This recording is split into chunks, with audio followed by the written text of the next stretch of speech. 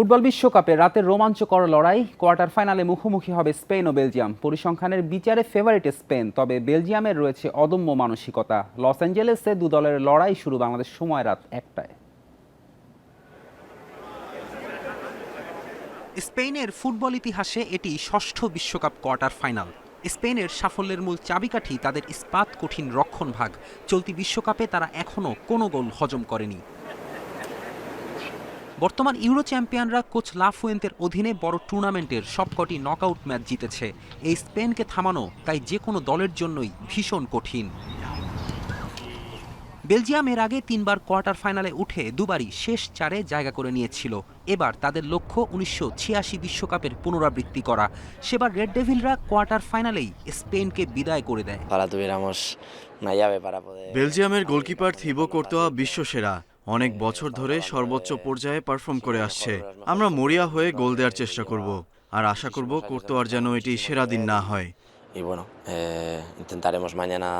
Group পর্বে বেলজিয়ামের performance খুব নজরকাড়া না হলেও জি গ্রুপের শীর্ষে থেকেই তারা নকআউটে ওঠে। শেষ 32-এ সেনেগালের বিপক্ষে অবিশ্বাস্য মনোবলে নাটকীয় জয় পায়, আর শেষ 16-তে যুক্তরাষ্ট্রকে 4-1 গোলে উড়িয়ে দেয় বেলজিয়াম। স্পেন দলে খুব একটা পরিবর্তনের সম্ভাবনা নেই। লামিন ইয়ামাল আর মিকেল ওয়ারসাবাল আক্রমণ ভাগে মূল ভরসা। বেলজিয়াম দলে ডি ব্রুইনা আবার শুরুর একাদশে ফিরতে পারেন। আক্রমণ ভাগে লুকাকুকে হয়তো আবারও সুপার সাব হিসেবে দেখা যাবে। চলতি আসরে বদলি নেমে টানা 3 ম্যাচে গোল করার কীর্তি গড়েন লুকাকু। স্পেন ও বেলজিয়াম এর আগে 22 বার মুখোমুখি হয়েছে, যেখানে পরিষ্কার আধিপত্য স্পেনের।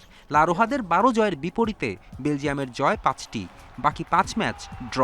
যদিও বিশ্বকাপের পরিসংখ্যানে মুখোমুখি লড়াইয়ে দু দলেরই সমান 1টি করে জয়। ফেরদৌস ইসলাম, ইন্ডিপেন্ডেন্ট নিউজ।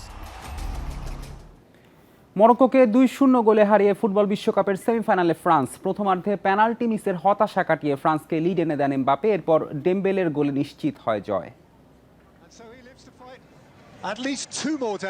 গেল বিশ্বকাপে সেমিফাইনালে মুখোমুখি হয়েছিল ফ্রান্স মরক্কো, আর এই বিশ্বকাপে কোয়ার্টার ফাইনালে। পার্থক্য শুধু এটাই, ফলাফলে কোনো পার্থক্য নেই। গেল বিশ্বকাপে ফ্রান্সের কাছে 2-0 গোলে হেরে বিদায় নিয়েছিল মরক্কো। এবারও তাই একই ব্যবধানে হেরে আফ্রিকান পরাশক্তির বিদায়। পুরো ম্যাচে দাপট দেখিয়েছে ফ্রান্স। মরক্কো এক মুহূর্তের জন্যও হুমকি হয়ে দাঁড়াতে পারেনি। প্রথমার্ধে লিড পেয়ে যেত ফরাসিরা, হয়নি এমবাপের পেনাল্টি মিসে। ফ্রান্সের হয়ে টানা 15টি পেনাল্টি কিক সফলভাবে নেয়ার পর এবারই প্রথম ব্যর্থ হলেন এমবাপে। মরক্কো গোলকিপার বুনোর অসাধারণ বুদ্ধিমত্তায় পরাস্ত হন এই ফরাসি তারকা।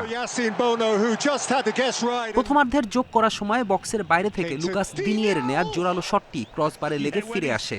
মুহুর্মুহু আক্রমণের পরও গোলশূন্য থাকায় হতাশা নিয়ে বিরতিতে যায় ফ্রান্স। দ্বিতীয়ার্ধে ফ্রান্স অপ্রতিরোধ্য। এমবাপের অসাধারণ নৈপুণ্যে 60 মিনিটে লিড পেয়ে যায়। চলতি বিশ্বকাপে 8ম গোল দিয়ে আসরের সর্বোচ্চ গোলদাতা মেসিকে ছুঁয়ে ফেললেন এমবাপে। মাত্র 6 মিনিটের ব্যবধানে ডেম্বেলেও গোল করেন। এই গোলে সেমিফাইনালের টিকিট প্রায় নিশ্চিত হয়ে যায় ফ্রান্সের।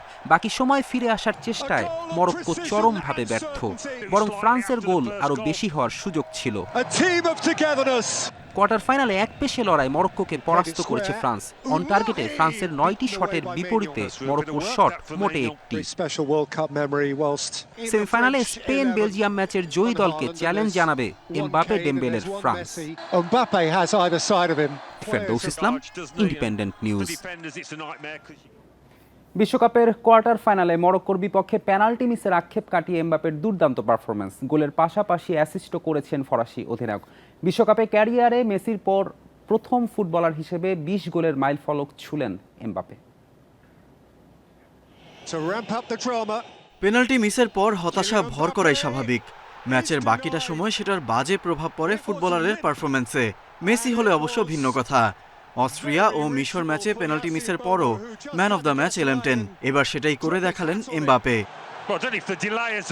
মরক্কোর বিপক্ষে 60 মিনিটে 2-এর অ্যাসিস্টে পেনাল্টি মিসের আক্ষেপ কাটালেন এমবাপে।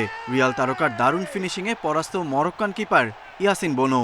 মেসির চেয়ে এক ম্যাচ বেশি খেলে এবারের আসরে এটি তার 8ম গোল। লক্ষ্যভেদের পর আত্মবিশ্বাস বাড়ে এমবাপের। 6 মিনিট পর ফরাসি অধিনায়কের অ্যাসিস্ট, ডেম্বেলের গোল। এবারের আসরে তৃতীয়বার গোলে সহায়তা করলেন এমবাপে। পেনাল্টি মিসের পরও man of the match France number 10। এটা অবিশ্বাস্য। পেনাল্টি মিসের পর এমন পারফরম্যান্স এক কথায় দুর্দান্ত। মেসিকে অনেকবার করতে দেখেছি, এমবাপেকে প্রথমবার দেখলাম। ভালো ফুটবলার আর তারকা ফুটবলের মধ্যে পার্থক্যটা এখানে। পুরো ম্যাচ অবশ্য খেলা হয়নি এমবাপের। ৭৭ মিনিটে চোট পেয়ে মাঠ ছাড়তে হয় তাকে। ফরাসি শিবিরে তখন হতাশার ছাপ। দলের সেরা ফুটবলারকে ছাড়া সেমিফাইনাল খেলতে হয় কিনা সেটা ভেবেই কোচ দেশমের কপালে চিন্তার ভাঁজ। ম্যাচ শেষে অবশ্য দুশ্চিন্তা কেটেছে। এমবাপে নিজেই জানিয়েছেন চোট গুরুতর নয়, তার পুরো মনোযোগ এখন সেমিফাইনাল নিয়ে। শেষ চারে স্পেন কিংবা বেলজিয়ামের মুখোমুখি হবে France. Galib Hasan, independent News. বিশ্বকাপের কোয়ার্টার ফাইনালে ফ্রান্সের জয় উল্লাসে মাতে দেশটির সমর্থকরা। এবারও ফাইনাল খেলার প্রত্যাশা তাদের। অন্যদিকে গত আসরে সেমিতে খেললেও এবার কোয়ার্টার থেকে ছিটকে যাওয়ায় হতাশ মরক্কান ভক্তরা। আগামী বিশ্বকাপে আরও ভালো করবে মরক্কো, আশা আফ্রিকান দলটির সমর্থকদের। প্রতিশোধ নেওয়া হলো না মরক্কোর। গেল আসরে সেমিতে বেশ ভালো পারফর্ম করেও ফ্রান্সের কাছে হেরেছিল আফ্রিকান দলটি। এবার লড়াই জমাতে পারেনি। অন্যদিকে টানা তৃতীয়বার সেমির টিকিট নিশ্চিতের পর ফরাসি সমর্থকদের বাঁধ ভাঙা উল্লাস। এমবাপে দেম্বেলেরা লড়ছেন যুক্তরাষ্ট্রের বোস্টনে, ফ্রান্সের প্যারিসে চলছে তখন watch party.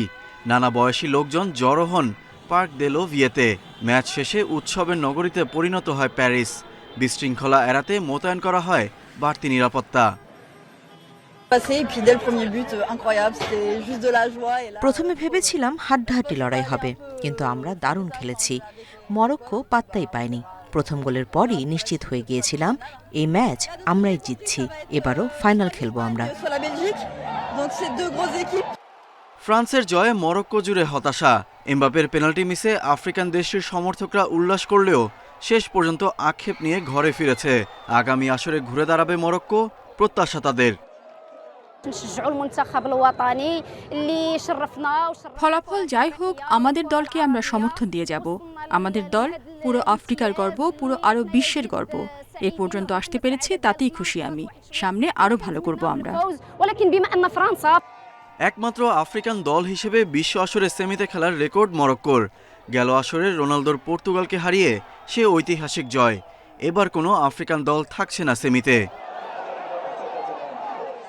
Ghalib Hasan, independent news. Football বিশ্বকাপ নিয়ে কথা বলবো আমাদের জ্যেষ্ঠ ক্রীড়া প্রতিবেদক মাঝহারুল ইসলামের সঙ্গে।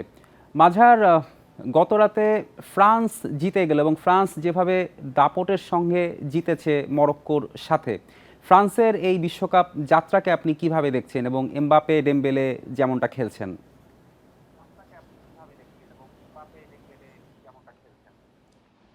দেখুন, বিশ্বকাপ শুরুর আগেও আমরা বলেছিলাম যে ফ্রান্স ফেভারিট, কিন্তু সময় যত গেছে তারা বিশ্বাস করিয়েছে যে তারা কতটা শক্তিশালী দল। এবং শুধু শেষ ম্যাচ না, আপনি প্রত্যেকটা ম্যাচ খেয়াল করে দেখবেন তারা কখনোই কোনো বাধার সম্মুখীন হয়নি। আপনাকে যদি এখনও বলা হয় যে কোন দলটা ফ্রান্সকে আটকে দিতে পারে, আপনি নাম বলতে পারবেন না। সব দলের থেকে তাদের ক্লিয়ারলি তারা ফেভারিট। এবং সবচেয়ে বড় বিষয় হচ্ছে, অনেকে আশা করেছিল, অনেকে ভয় পাচ্ছিল যে এই ফ্রান্সকে হয়তোবা এই মরক্কো আটকিয়ে দেবে, কারণ হচ্ছে মরক্কো খুবই ধারাবাহিক ফুটবল খেলছিল। গতবার সেমি খেলেছে, গতবার স্পেন, পর্তুগাল, ক্রোয়েশিয়া এমন বড় দলগুলোকে হতাশ করেছে। তো এবারও সবাই আশা করেছিল হয়তোবা ভালো কিছু করবে, কিন্তু এমন ডমিনেট করেছে তারা, হয়তোবা 2-0 গোলে সেটা বোঝা যাবে না, হয়তোবা এর থেকে বেশি গোল হতে পারতো। দেখুন, গতবার যে স্কোয়াডটা ছিল ফ্রান্সে, তার থেকে বড় একটা সংযোজন হচ্ছে, গতবার পগবা ছিল, কান্তে ছিল। কান্তে এবার যদিও এখনও ম্যাচ পাননি, আপনি খেয়াল করে দেখেন যে ওলিসে পুরো দলটাকে চেঞ্জ করে দিয়েছে। বার্কোলা সেখানে আছে, সেখানে এমবাপে, ডেম্বেলে তো দারুণ করছেন দুজন ছাড়াও। যখন আপনি খেয়াল করে দেখবেন যে তাদের কাউকে উঠিয়ে নেওয়া হচ্ছে বা একাদশে রাখা হচ্ছে না, তখন তার থেকে ভালো পারফর্ম করছেন অন্যরা। মানে এতটাই স্ট্রং তাদের বেঞ্চ, সেদিক থেকে অবশ্যই আমার মনে হয় যে এই দলটা এক কথা অসাধারণ। ফ্রান্স তো অসাধারণ খেলছে অলিসে, এমবাপে, ডেম্বেলেকে নিয়ে। আজকে রাতে হচ্ছে স্পেন বেলজিয়াম লড়াই। এই দুই দলের মধ্যে আপনি কাকে ফেভারিট মনে করছেন এবং কাদের সম্ভাবনা বেশি দেখছেন সেমিফাইনালে যাওয়ার?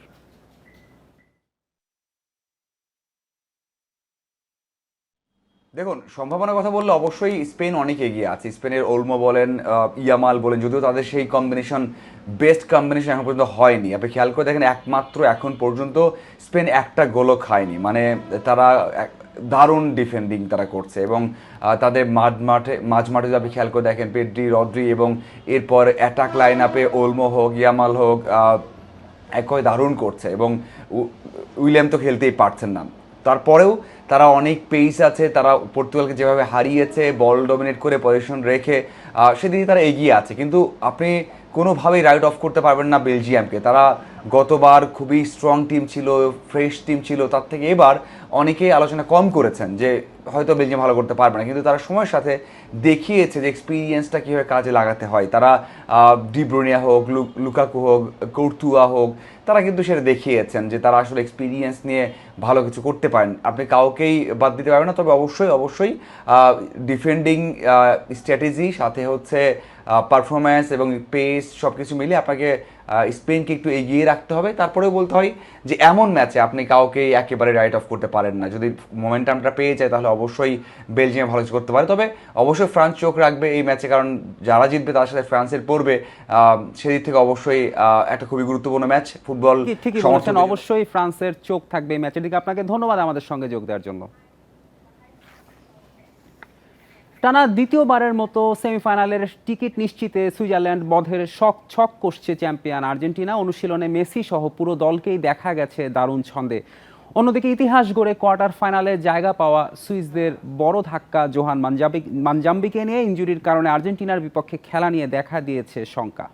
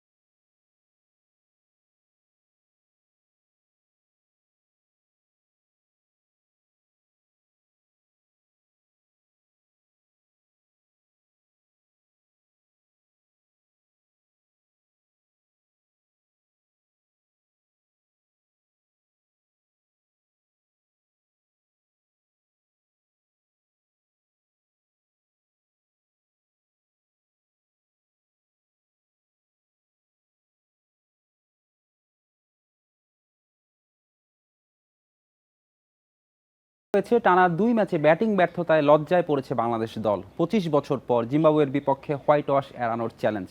হারারেতে জিম্বাবুয়ে ও বাংলাদেশের তৃতীয় শেষ ওয়ানডে শুরু হবে কাল বেলা 1:30টায়। প্রথম ওয়ানডেতে মাত্র 141 রান তাড়া করতে পারেনি বাংলাদেশ। দ্বিতীয় ম্যাচেও 247 রানের টার্গেটে হেরেছে 13 রানে।